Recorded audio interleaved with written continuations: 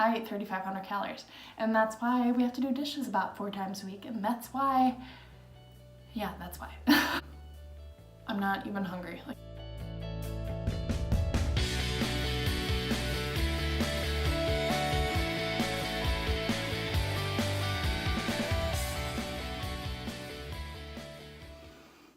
all right, I think we're going.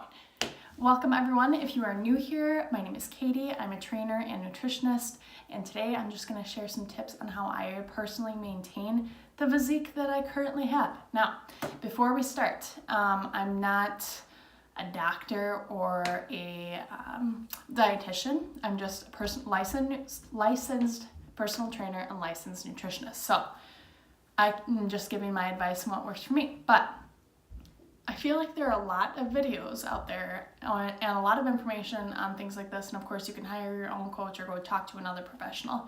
So like I said, this is just what works for me. Now, I made a little list because I'm obsessed with lists. Like, I write down my day every single day. I write down like my prayers and things like that. It's a good time. But anyways, Wisconsin represent. Made this little list of what I do because I feel like this is a pretty important topic because a lot of people have asked me how I maintain. I'm not really at the leanest point that I think I would like to be at. Here we go. Here's the list of things that I personally do. I have 7 of them on here, and number 1 is I was a past athlete. I've been an athlete my entire life. It never stopped, and it just continued even after my career ended. So growing up, I was a competitive swimmer, and I swam through middle school, grade school, high school. That was out of order, but yeah, you know the thing, the drill. Yeah, you know the thing, the drill. And I was gonna swim in college, but I decided not to because I have tendonitis, and I guess I turned more to weightlifting and that kind of thing, and I fell in love with it. And because of that, I just continued with it throughout my life, and it led me to my current career. So I love it. It's a great thing. I would say though that genetics have kind of part of it, I guess you would say. I do have kind of an athletic build, obviously, because I've been swimming my entire life. For example, I feel like I can put on muscle really easily, and I don't really bulk up too much. Like, I'm probably at like the bulk. There have been times in my life where I'm like a little bit bulkier, but I'm probably at like the bulkiest of my life, but I don't have like a curvy physique or anything. Of course, I'm trying to like work on that ratio wise, but I'm very, like I have a long torso, not really any hips at all, pretty broad shoulders. So I guess I kind of have like a swimmer physique a little bit, which I'm thankful for, but I'm also like trying to grow my legs here. So be cool if they would continue to grow. They've definitely gotten a lot, like this is the most muscle I've ever had in my life, because when I was a swimmer, I was literally a straight vein. Like I said, I've been a swimmer my entire life. So being a swimmer, you maintain leanness pretty much all of your life. So that I would say is my number 1 thing. Number 2 is water. I drink a gallon of water every single water. I feel like this is a very obvious thing. Now, like I said, I drink a gallon of water a day, over a gallon probably. Maintains everything. Your function of your brain literally goes from like 1 to 10. If I don't have water, I actually obviously start getting dizzy. I feel like my insulin is dropping. I'm just weak in general. I don't think well. I don't perform well in any way, mentally or physically. I have no energy. So just maintain your water. If you're just starting off and you have no idea what to do, a good idea that I always recommend to my clients would be shoot for a gallon, of course, but at least do your body weight in ounces a day. Now, everyone, of course, is going to be different with that. If you're just starting off of like a 32-ounce bottle or something like that, or take a water gallon and just write down marks on it and try to meet those marks throughout the day, like 1 p.m., 2 p.m., 3 p.m., if that makes sense.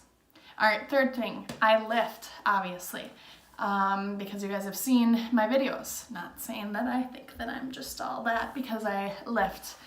I'm saying you guys have seen past videos. So I do lift very, very intensely. It is a heavy week, and then I start deloading, and then I do more of like a higher volume, higher reps, and then I go back and up, so my body kind of gets rest, that type of thing. And that's been working pretty well for me. I have noticed that my leg strength has gone up. I haven't measured my legs though, so I don't know if they've grown, but that's my main thing. Now, when you lift super heavy, it's really important that your core is engaged, and I talk about that in one of my past videos, that you need to keep your core engaged on everything. Like right now I'm leaning over so my core is not engaged, so I normally am upright and just standing and keeping my core tight. Now if you're doing that, then you're gonna already like be training your abs all the time. Your abs are your foundation of your body.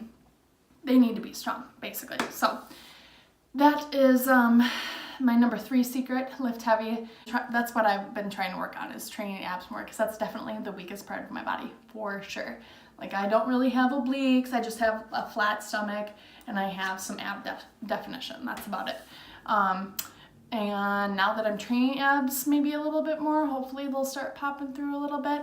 I don't know what my body fat percentage is at right now, but it does help to have a low body fat percentage. Number 5 is I have a pretty good general idea of my macros, or what I need to intake every single day for food, calorie wise, and macros. So if you don't know what macros are your macronutrients. Everybody needs them. They're carbs, fat, and protein, and everybody has different numbers for those. I am a personal trainer and nutritionist. I can help guide you with those. If you guys have any questions, let me know. But I do take clients, so if you're interested in working with me, message me or email me on my email that's in the description box. But because I have a general knowledge of what my macros are, and helping my clients and things like that, I know, like what 4 ounces of chicken is going to be. I know what 8 ounces of broccoli is going to be. Now, when you start adding in other things such as olive oil, things that have a calorie count in them. Seasonings typically do not have a calorie count in them, but things like olive oil, very, very high in calories because it's so high in fat, but it's a good fat. So that is gonna obviously mess up like cooking. So a lot of my videos have things that are like chicken with like a sauce on it, and then there's like Parmesan, garlic, asparagus on the side or something. Right now, that's how I choose to eat.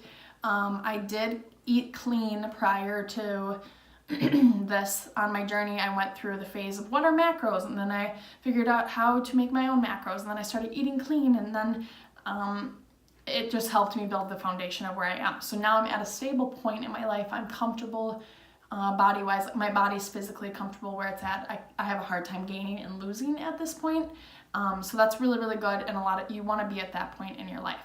But all of that has led me up to the point to being able to eat the way that I do right now. That is probably the key point in this video. Obviously, all this other stuff factors in, but your past and how you've gained up to the point where you're at in your fitness journey is going to really alter how you maintain your physique or what your body looks like. So that's why I can eat donuts, and that's why I can eat chicken that has sauce on it, and eat. Okay, so my current calories right now are about, just to maintain, are about 3,500, give or take. So every day I eat 3,500 calories. Because Luke eats a lot too. Like, he probably eats a little bit more than me. I don't actually know what his macros are. I never calculated them for him, but that does help a lot. So all that past knowledge, all that baseline that I've had before, all has helped to where I am now. And that's why I can maintain this. But if you lift heavy, you balance in all these things, it's gonna be great. Next thing is cardio. A lot of people ask, what kind of cardio should I do? And again, there are so many videos on this, and I do help my clients obviously with this. I do help people who just generally will message me on Instagram or something like that. But it is important, obviously, to maintain a cardio routine that's not something, super intense or something really wild or anything like that. Everybody's different. Again, that's why I think it's important to work with a personal trainer or a nutritionist. I need some water, obviously. But where was I? Okay, so that's why I think it's important to work with a nutritionist or personal trainer, because everyone does have different needs for their cardio. But you know, if you're just looking for general health, I would say 30 minutes of cardio, whatever kind you'd like. That's hard to answer, honestly. I mean, for health, I would say every single day. I mean, you should, as a personal trainer, you should be doing something that sucks every single day. And those are the days you push harder too. Like, I live by that.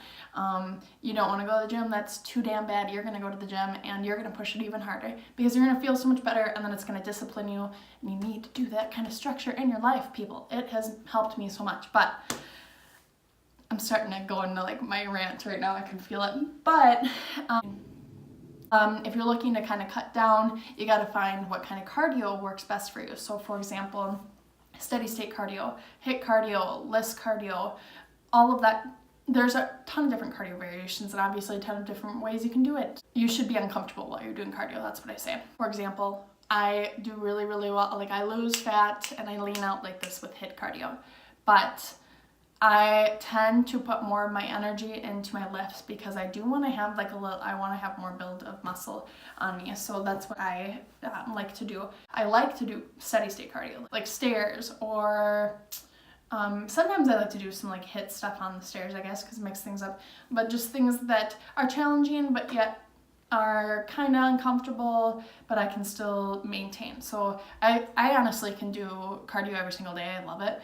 But right now, personally, I do about, I would say 3 or 4 times a week on the stairs. And I'm going to try to start doing HIIT once a week too, just because I'm like, if I'm going to do abs, I'll show my followers how I do abs and more secrets. And I'll get into that if it works for me, which I think it will. But that is pretty much what I do with the cardio. So it is important you implement cardio. And the 7th thing, the last thing that I have on this list, is timed eating, or also known as intermittent fasting. So intermittent fasting, if you're unfamiliar with it, is your block time of the day that you eat. So let's say a very common one is 16 hours of fast and then 8 hours of eating. So you can do that with starting with breakfast at 7 and then finishing at 2, or everyone is different. It just depends on your schedule. Like fasting is so good for you. I probably do intermittent fasting 4 times a week. Yeah, 4 times a week. And then the other days, if I feel like fasting, I'll continue to fast. If not, I won't, because it does help your brain activity. It helps make literally more brain cells. It helps give your digestion a break, which is very important. And there are a lot of factors, and I can go into that too, just specifically on the topic of intermittent fasting, but very good for you. You need to know your insulin sensitivity though. And if you wake up and you're just starving and you feel like you're gonna faint because you have no energy, obviously eat something. I'm fasted right now and it's 9 o'clock. And before recording this video, I was like, I really need to eat. I am not feeling the best. I can feel my energy starting to dip, and I actually get I go through like cold and hot spells sometimes if it gets really bad. That hardly ever happens, but I just got done resetting my metabolism, so that's why my insulin is a little bit more sensitive, and I can go into that too in another video topic if you guys are wondering how to reset your metabolism. Or if you're interested in working with me, just find my email in the description box and message me. But very good for you. Would recommend. You need to kind of gently start into it though. Some people are like, I'm gonna do a 24-hour fast. No, you're not. I could definitely do a 24-hour fast. I've done a 72-hour fast before, which I can also talk about if you guys are interested in that.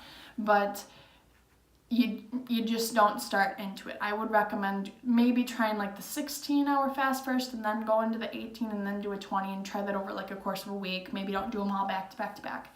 But it is super good for you. You'll notice that your energy will go up as well. I did the 72-hour fast. My energy was totally fine. After about 21 hours, I was kind of like, okay, I could eat something. Like, I'm really hungry. Just continued to drink my water, had some black coffee, and I was good. Like, I was like, I'm not even hungry. I'm not even hungry. Like, you almost forget about it. Very important, good stuff. That's pretty much everything that I would personally recommend. That's just what works for me and myself, and as I mentioned before. If you guys want to see more videos like this, go ahead and give this video a thumbs up. Make sure that you subscribe so you don't miss more tips with me, and I appreciate you guys so much, and I hope you guys have a great day.